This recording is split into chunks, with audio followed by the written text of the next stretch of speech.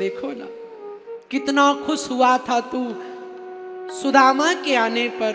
नंगे पांव दौड़े थे उन्हें अपने घर बुलाने पर। तीनों लोक लुटा दिए चावल के एक दाने पर। मर जाऊं श्याम मैं तो तेरे इस याराने पर। कन्हैया को देखो ना, पर ये कन्हैया का गुण नहीं दिखाई देगा। कौन सा दिखाई देगा? बोले एक गर्लफ्रेंड है, 3 और बना लूं। क्यों? बोले मेरे भगवान ने भी बनाई थी। अरे बाबरो, पहले समझ तो लो भगवान का। बोले उनकी तो 16,108 रानियां है। अरे पहले अपने शास्त्र तो पढ़ो, क्यों ऐसा है? दुनिया कहती पति मिले तो राम जैसा, कन्हैया जैसा ना मिले। बोलो आपको कन्हैया जैसा पति चाहिए? बोले ना जी, इतनी शादी करी, मैं कहाँ ऐसा पति क्या ढूंढ के करूंगा। ये शिवानंद मैंने कहा था ना, थोड़ा आपको अलग सुनने को मिलेगा, रिमोट दबा के रखना रोक के रखना। मैं कहता हूं पति भी मिले तो हमारे बाके बिहारी जैसा मिले। मैं आपको प्रूफ करके दूंगा सच्चा पति कैसे वो अच्छा पति है। 16,108 विवाह हुए, उसके पीछे के 2 कारण हैं। पहला कारण तो पहले राजाओं की एक से अनेक शादियां हो सकती थी, ये परंपरा थी। तो जो जिस समय की परंपरा थी उसको अपनाया जाता था। और दूसरा कारण कि एक भौमासुर नाम का दैत्य था जिसने 16,100 कन्याओं को जेल में बंद कर दिया था। और वो कन्याएं कोई 20 साल की नहीं थी। चमड़ी के भूखे लोगों, जहां तुम्हारा दिमाग जाता है मैं सुन लो कथा। वो कोई 20 साल 25 साल की नहीं थी। 16,100 कन्याओं को जीतने में भौमासुर को कितना समय लगा होगा? बोलो 1 साल लगा होगा, 2 साल? ना जी, सालों साल लग गए होंगे। कोई गोपी 80 साल की तो कोई 60 साल की, कोई 70 साल की। एक साथ बंद कर दिया।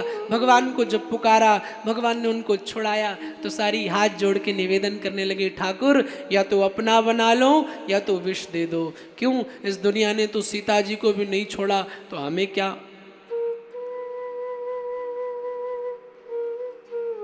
तब ऐसी संकट की घड़ी में जहां पर कृष्ण सब, जिसका कोई सहारा नहीं होता, उसका कौन होता है? हमारा ठाकुर होता है, हमारे बाके बिहारी होते हैं। ऐसी संकट की घड़ी में तब भगवान ने विवाह किए। पर आप तो अपनी कथाओं को तो सुनोगे नहीं, आप तो उस सीरियल के चक्कर में पड़े हो। हा? लेकिन एक पति कृष्ण जैसा कैसा मिले? सावधानी से सुनो। भगवान कृष्ण राधा से अनन्य प्रेम करते थे। और ऐसा वैसा नहीं, आज मिसाल भी दी जाती है तो राधा कृष्ण के प्रेम की दी जाती है। बोले बाकी प्रेम कैसा हो? बोले राधा कृष्ण जैसा हो। हा? अनन्य प्रेम किया। और उसके बाद जब भगवान का विवाह हो गया श्री रुक्मिणी महारानी जी के साथ, तो भगवान कृष्ण उसके बाद राधा से एक बार भी मिलने नहीं गए। आज ऐसा कर पाओगे? आजकल तो आदमी के फोन में बीवी का अलग नंबर है, गर्लफ्रेंड का अलग नंबर है। बोलो ना। क्योंकि एक पति का धर्म यही कहता है कि पत्नी जब आपके जीवन में आ जाए तो उस स्त्री के अलावा बड़ी आपकी माँ के समान है, छोटी आपकी बहन और बेटी के समान है। ये पति का धर्म है। वो लोग कन्हैया ने धर्म निभाया कि नहीं निभाया? पूर्ण धर्म का पालन किया। कन्हैया ने अपनी संस्कृति को निभाया है। और मैं हमेशा कहता हूं, प्रिया भार्या बन जाए ये पाश्चात्य संस्कृति है। प्रिया माने आपकी प्रेमिका। प्रिया भार्या बन जाए ये पाश्चात्य संस्कृति है, और भार्या ही प्रिया बन जाए ये भारतीय संस्कृति है।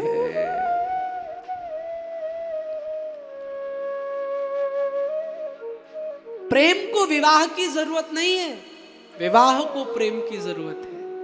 विवाह हो जाने के बाद जब अपनी भार्या से प्रेम होता है ना, वो आपको स्पेशल दाम्पत्य जीवन सुखमय होता है उसमें। लेकिन आप ऐसा कर पाओगे क्या? ना जी, आपको तो उसकी भी याद आएगी, अपनी वाली की भी आएगी। पति कैसा हो? हमारे ठाकुर जी जैसा हो।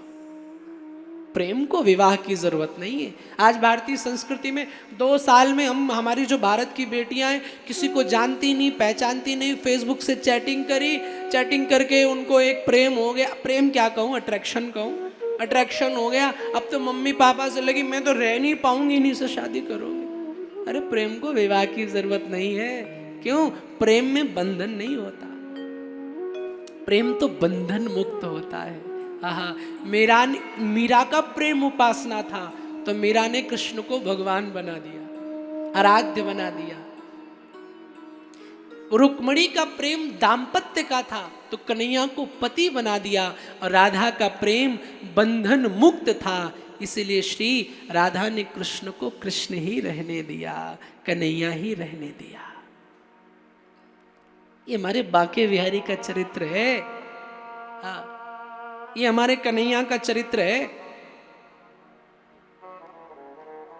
प्रेम में कोई बंधन नहीं।